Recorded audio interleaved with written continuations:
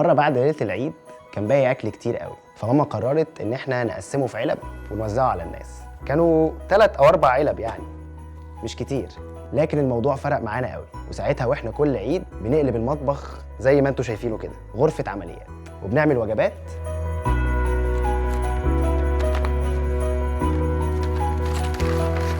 ونوزعها على الناس، ودي بتبقى اسعد لحظات. اعتقد السبب في الموضوع ده هو فكره المحبه الخادمه او مشاركه المحبه، اننا نقف شويه وما نبصش على نفسنا ونحاول نفكر في غيرنا. بنحاول نقلد ربنا. مش الميلاد ببساطه هو رساله حب من الله لينا؟ انا بشوفها كده. الله بعد ما كلمنا بانواع وطرق كتيره قوي عبر التاريخ، قرر في الاخر ان هو يجي لنا بنفسه، يقرب لينا ويقول لنا قد ايه هو بيحبنا وان احنا مهمين قوي بالنسبه له. هو ما خلقناش ونسينا، احنا على باله وعنده خطه لرجوعنا لحضنه من ساعه ما سبناه. عشان كده الميلاد هو رساله محبه لينا. يسوع هو معنى العيد.